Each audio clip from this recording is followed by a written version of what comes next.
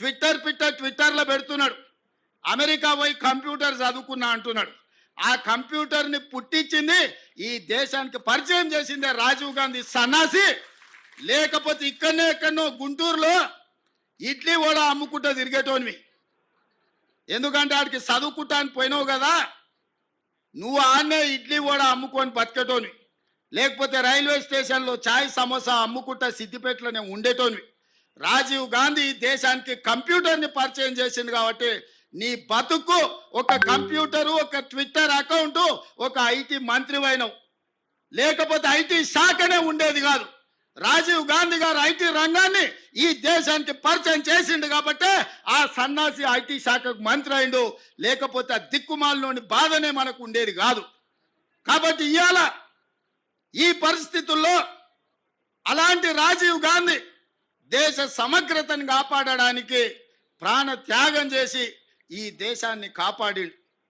అంత గొప్ప వ్యక్తి విగ్రహాన్ని ఈరోజు సచివాలయం ముందల ట్యాంక్ బండ్ మీద పెడితే రాజీవ్ గాంధీ విగ్రహం ఎందుకు పెడతారని అడుగుతారా?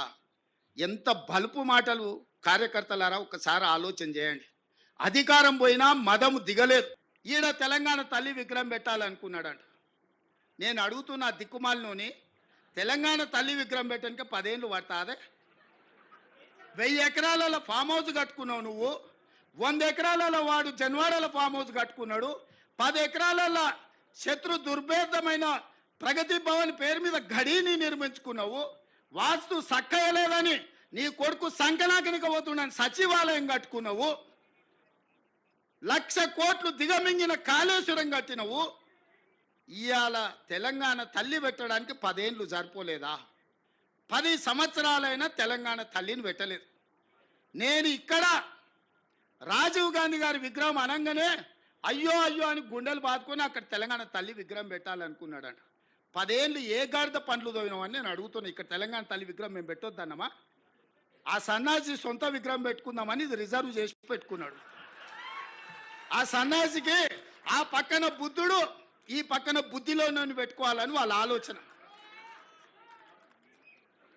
అట్లాంటి సన్నాసుల కోసం అమరవీరుల స్తూపం ఒక పక్కన, గౌతమ బుద్ధుడు ఇంకొక పక్కన, పివి నరసింహారావు గారు ఆ పక్కన, ఆ పక్కనే శ్రీమతి ఇందిరాగాంధీ గారు